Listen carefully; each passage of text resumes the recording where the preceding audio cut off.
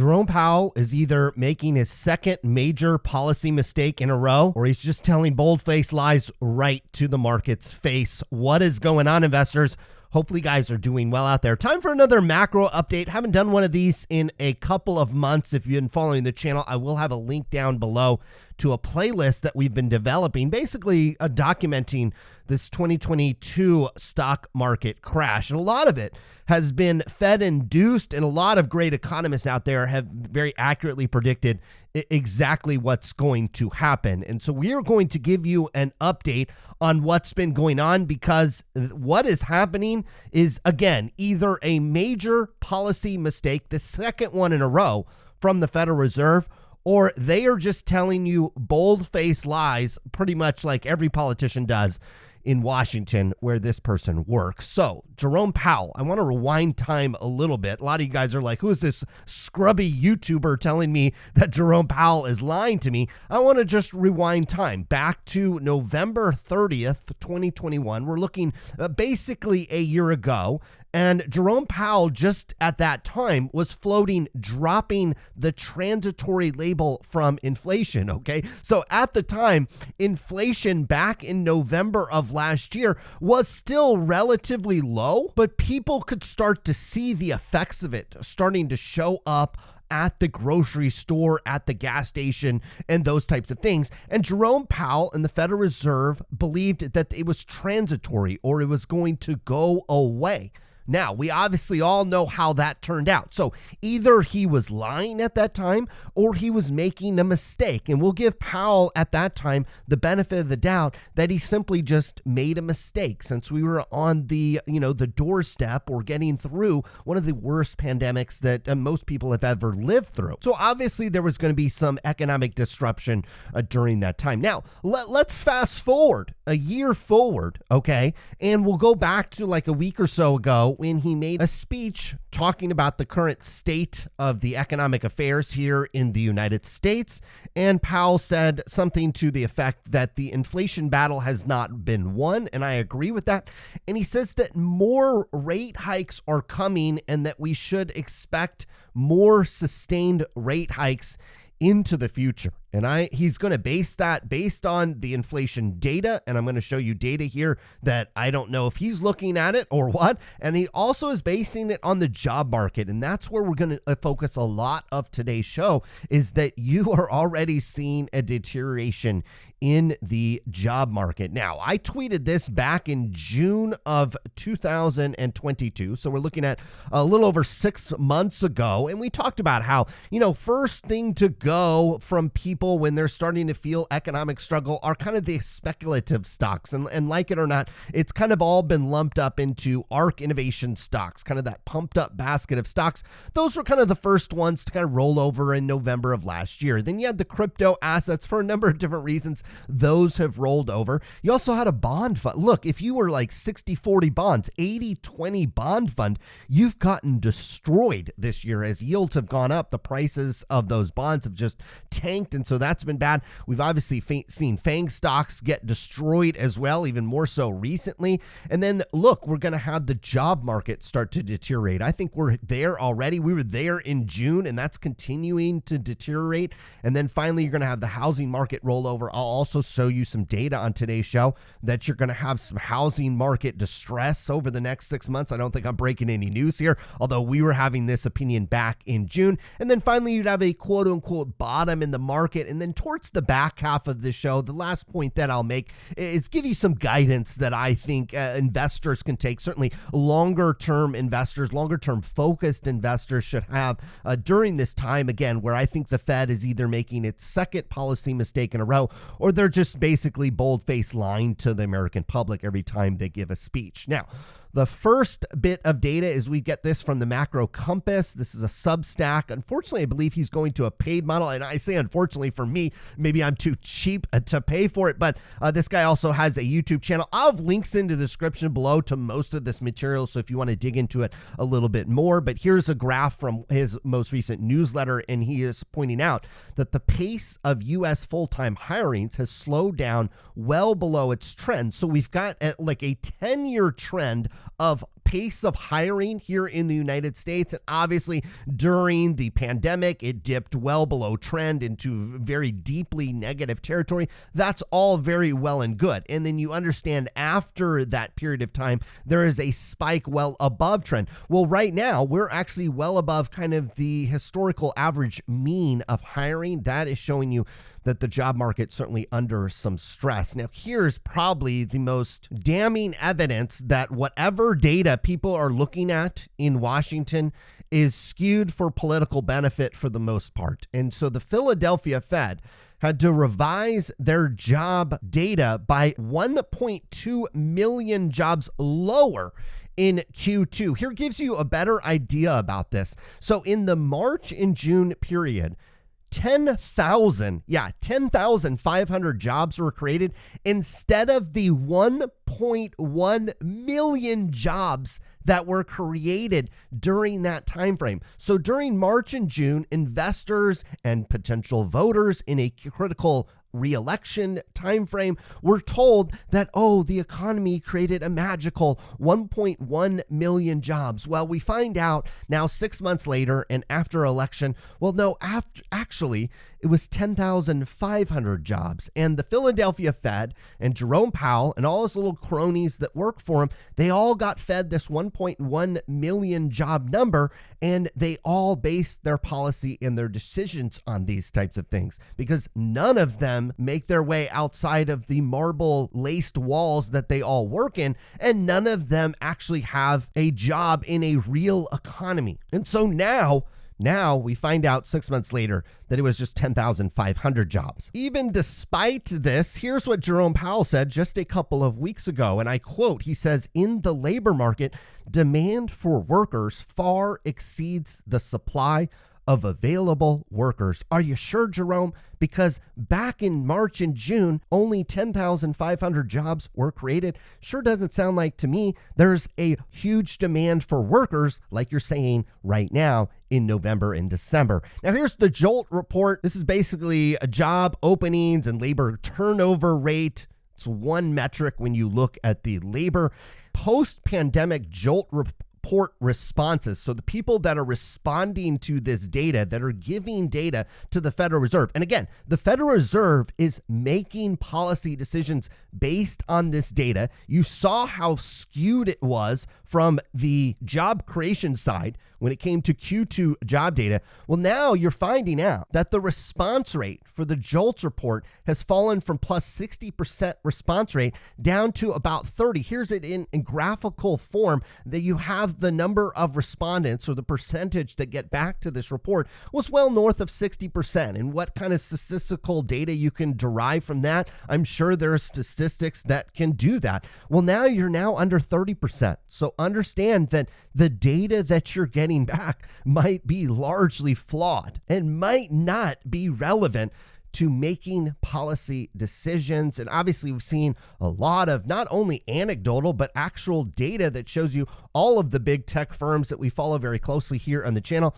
All of them have been cutting back. And the next thing that is going to be cutting back is the financial services sector. Here's pretty much every major investment bank cutting some workers, some token amount of workers, and we're likely to see larger cuts, as you see in Goldman Sachs cutting about 8% of its headcount right before they were going to hand out those big juicy bonuses. Now, as it relates to inflation, it's been a lot of economists' belief, everybody outside of the economists that work in the pristine walls of the Federal Reserve, that inflation peaked in the summertime and it is heading down. We can all see anecdotal evidence of this. You can go to the gas station. I was at the grocery store yesterday and I buy heads of lettuce, and I noticed one day, normally I don't look at the price on a head of lettuce. And then one day I looked and it was $6.99 for an organic head of lettuce, and I couldn't believe it. It actually got me looking how to grow lettuce in my own backyard. Well, I went yesterday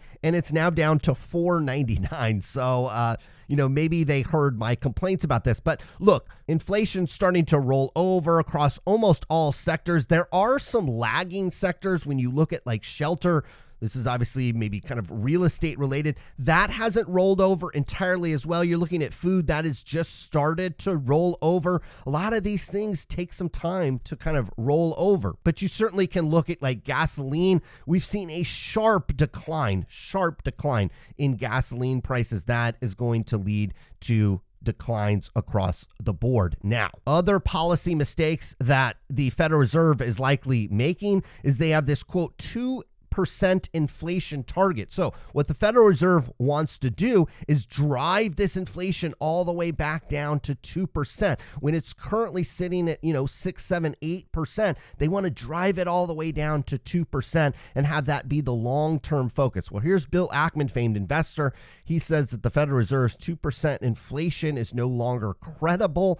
Deglobalization, which is what we're basically witnessing kind of over at Apple and in the chip supply chain, is what they are doing is instead of making their chips and making their phones in the cheapest place possible, they're going to make it in the place that maybe gives less risk to investors, less political risk, less geopolitical risk. And so that is deglobalization. Okay. The transition to alternative energy. And so maybe in some of those places, those resources aren't available. And so they're going to move to that. The need to pay workers more. So there's a need to pay workers more because when you look at the demand for labor, Jerome Powell is looking at data that doesn't exist, in my opinion. Well, obviously, if you're only creating 10,500 jobs and you need labor, well, you're probably going to have to pay the workers a little bit more and lower risk, again, from a geopolitical risk and maybe from an investor perspective. Shorter supply chains are all inflationary. So all of these things, deglobalization, the transition to alternative energy, the need to pay workers more, lower risk, shorter supply chains, that is all inflationary. That's all going to drive up cost, okay? And so that is not necessarily going to be baked in to a 2% inflation target. So Bill Ackman says that the Fed cannot change its target now, but will likely do so in the future. When asked, Powell did recommit to a 2% target, but did admit that examining higher rates was possible for a longer term project. Business needs price stability, but can thrive in a world of 3% stable inflation. So if some of you are believing that Jerome Powell is going to drive inflation back down to 2%, he's going to pivot on that as well. He doesn't want to do it all at once or in one move, but he is going to drive inflation back down to probably 4%, 5%, and probably call it good because of all of these things that Bill Ackman outlined here in his tweet. Through the first 35 months of the 2020s decades, we've seen 15.5% inflation. The entire 2010s saw 18.75%. It's just showing me at some point, it's kind of the law of large numbers, or once you go up so much, something must come down. This is probably likely to stabilize, if not come down a little bit over the next couple of years. Here's evidence that those home sales and that real estate market is absolutely starting to see some pressure. We talked about it back in June. The job market was likely to collapse. And then obviously the last thing you give up on, okay, if you are on your last dollar, you give up on your ARK stocks, you give up on your crypto, you might sell your bonds because they're kind of boring. Then you get rid of your FANG stocks because you believed in those. And then your job gets cut. And then finally you stop paying for your house, or you stop looking for maybe that vacation home or something like that.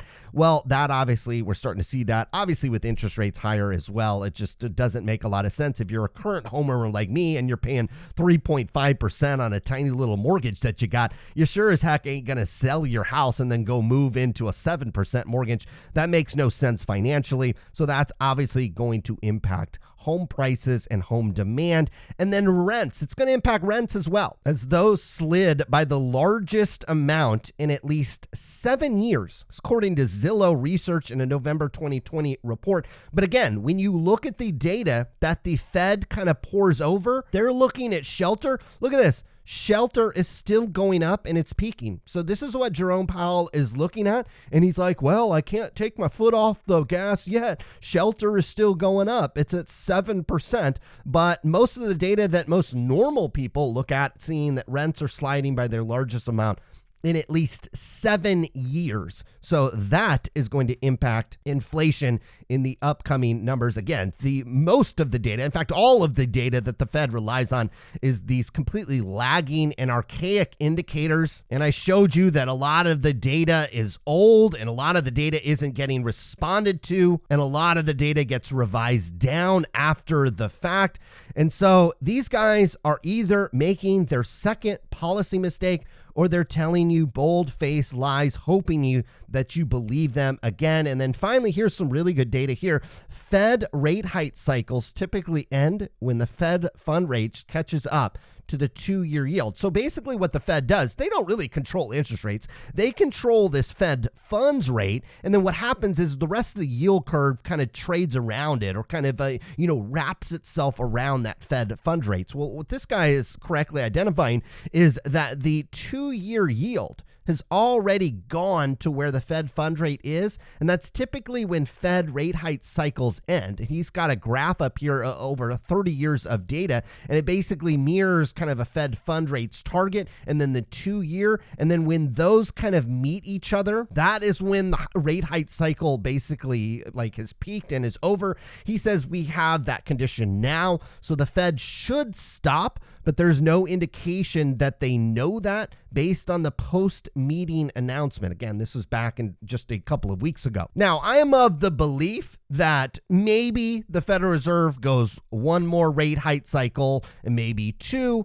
In the grand scheme of things, when you zoom out like on a 5-year chart, it's not really going to matter. Now, to investors focused on the shorter term or looking at their accounts now, yeah, if they go another meeting or 2 raising interest rates when they really should be pausing, if not cutting them, yeah, it's going to have a dramatic effect on the performance of your portfolio, whether you have stocks or bonds. It's going to drive the price down likely in both of those asset classes. And look, you don't have to take some stinky YouTuber's opinion on it. Bill Gross, more or less a bond king, says that the markets are headed for potential chaos if interest rates keep going up. So he's of the belief, basically like I am, a lot of the smart economists that don't live in some kind of government bubble believe that inflation is absolutely peaked, that all of the data that they are relying on and are looking at is either flawed or incredibly lagging, like looking at time frames that are gone. The economy moves very, very quickly. On top of that, Bill Ackman makes a very good point that this 2% inflation target, this is made up out of basically nowhere. There's no law that they have to follow a 2% inflation target. This is also kind of an archaic way to look at things, that based on the economy now, that trying to drive inflation down to that number actually will probably cause more harm to the economy and stop it from doing things that will likely help the economy into the future, things like deglobalization and paying workers more. On top of that, you've got green energy and then transition to it. This would actually stop it if you had to get down to 2% inflation. Now, the question is, for a lot of you out there, what should you do as an investor? And I would always take a big step back. Okay, sure, if you look at your 401k, if you look at your IRA, you're down big, okay? Most of you should be down about whatever the market is down this year. If the S&P 500 is down 16%, your long IRA account and your long 401k account should be down about that much. If you're a little bit more aggressive like I am and you tilt more to like a NASDAQ type portfolio, you should be down even bigger than that, 25, 30%. That is perfectly normal. Now, what I want to show you though is over the last 6 months, I've got a monthly view. This is an S&P 500 chart, and just inside this blue box is basically 6 months of price action. And yes, there's been in a couple of days in a month, we've been a little higher than this, and a couple of days in the month, we've been a little lower than this. But for the vast majority of the time over the last 6 months, we've actually been in just a 13% trading up and down range. And sure, if you have $1 million account, that's $130,000 plus or minus, but that is really not that big of a range. Yes, these candles are large. They're larger than what most new investors have been accustomed to. And yes, if the Federal Reserve continues to make what, in my opinion, is either a policy mistake or just simply lying to you, yes, we will more than likely come down to the bottom of this range. Yes, potentially even lower than that. Absolutely. These things are absolutely possible. But for both long-term investors and even shorter-term traders, people that are trying to make profit in the shorter term, these big candles are exactly what you dream of. 13% moves up or down, really month to month, is actually almost what you dream of. In fact, almost all of these candles span the 13% time frame in 1 month. So it was either up or down 13% in 1 month. That's exactly what you dream of as a trader. Also, as a longer term investor, if you can time, you don't have to time it to the dollar, but you can time buying in the lower maybe 10% of this. And that's kind of what I've been doing really over the last 6 months. I've been trying to buy stocks in the lower 10%. Now, maybe I'm wrong and we drop another 10% in the longer time frame. When you zoom charts out like this for a very long period of time, the last real major drop that we had was back in this 2008, 2009 time frame. If you bought along any of these large candles, again, the bottom was back here in March, but if you had bought any time on these large candles, well, look, over a 5, 10-year, 15-year time frame, you did pretty well. So I know in the shorter term, it is a little painful, but in the longer term, these types of things definitely pay off. And the thing to understand is the Fed is trying to make up for the mistake it made last year. They called inflation transitory. That obviously wasn't the case. And now they're trying to save face and saying that the inflation battle has not been won. We're going to fight it. We're going to beat it down. We're going to defeat it. And so we're going to raise rates until it absolutely becomes apparent to our lagging data and our revised data, which ends up being wrong. And then we'll come onto a press conference one day and tell you we've defeated this nasty battle of inflation that was created by our bosses in Washington, D.C. My belief is they are done raising interest rates. They're going to hit the pause button. They are going to have to lower them. Regardless of that, I don't think it changes a lot from a longer term investment perspective. If you were in my age group, 40 years old or so, and you're still trying to build your wealth up, you are trying to acquire when these markets are down and everybody's down and out on them. If you are a little bit older and you are in retirement, you should have been selling a while ago, and any type of meaningful rally, I would probably be far more cautious in terms of preserving your wealth. If you are under the age of 40, certainly under the age of 30, these are once in a decade type opportunities. I would be scraping together every last dollar that you possibly have. Maybe skip the $5 lattes and the $10 avocado toast. Put in that extra shift at your job and double down on the investments that you are making. Hopefully you guys enjoyed today's video. We'll obviously be back tomorrow for the Friday recap show. Good luck with your investments.